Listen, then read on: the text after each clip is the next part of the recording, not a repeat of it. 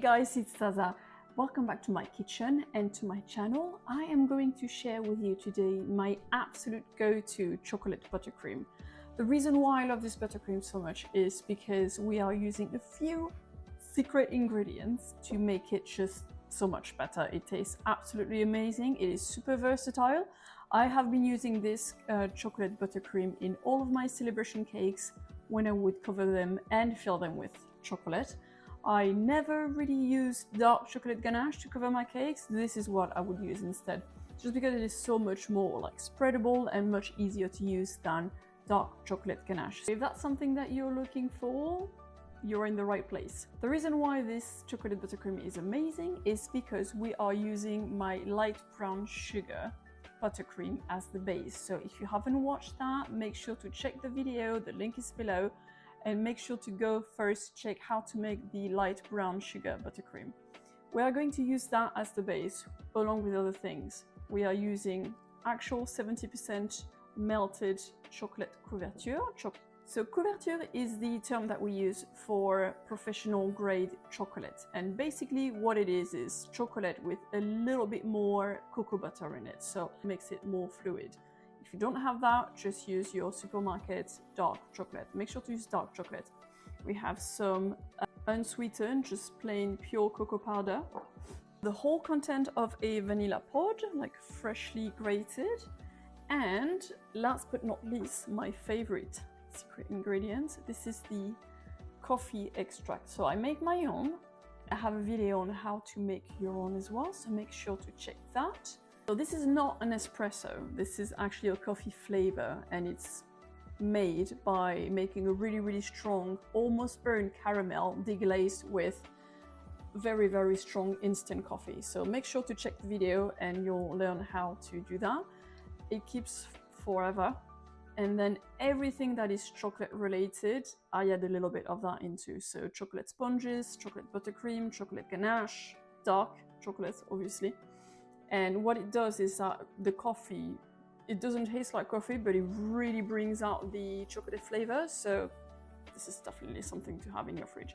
And again, you make it once and you keep it for 6 months. So definitely worth the effort. Let's get started. All right, so to make our buttercream, we're going to need buttercream. I'm not going to use the whole batch. I'm going to use about 300 grams. The recipe will be in the box description below, so make sure to check it out. We'll add our vanilla pod. You can also use vanilla bean paste if you want, or vanilla powder. We are going to sieve the cocoa powder, just so that we don't have bits in it.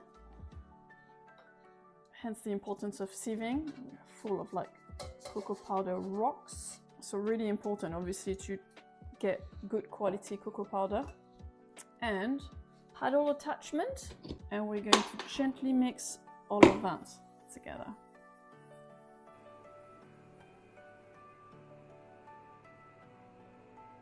We are going to give a little scrape, because obviously we have like unmixed buttercream with the cocoa powder.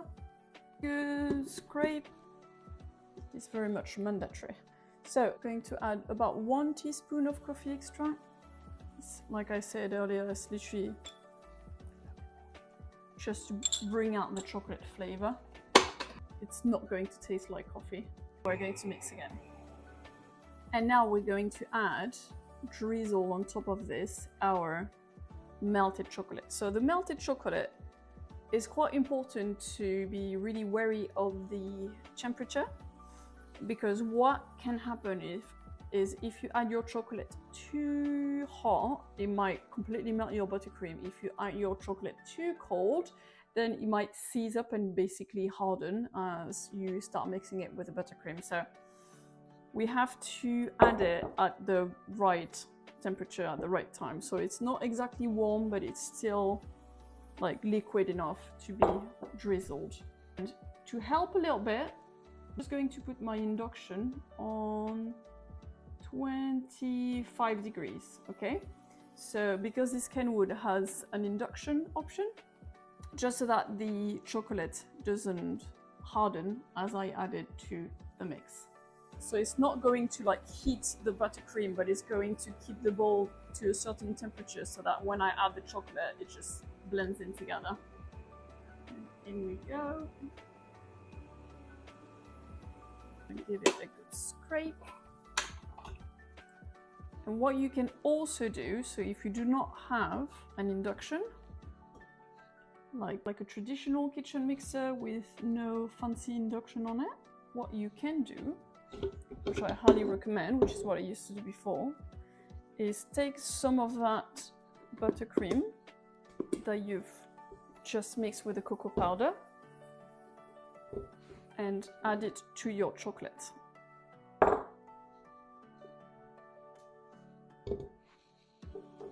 Okay, so you add about 1/3 of your buttercream inside of your chocolate bowl, and you mix it directly inside of the little bowl there, and you pull this back inside of your kitchen mixer.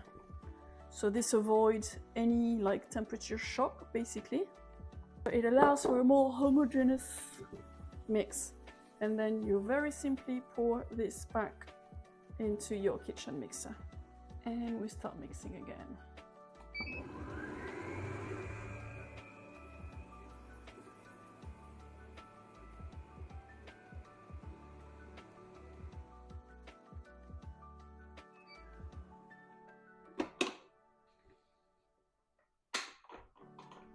So this is our chocolate buttercream done and dusted.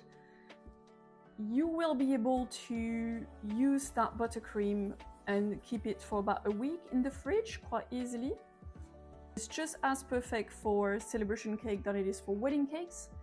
It is a little bit, when you finish it, it looks a little bit softer than your normal buttercream, which is completely normal because we've added some warm chocolate into it. So it will set quite hard and it will stay very stable. So you can use that, like I said, for wedding cakes, celebration cakes alike, and it just tastes amazing. So actually can't wait to fill a chocolate cake with it and have myself a little slice of it.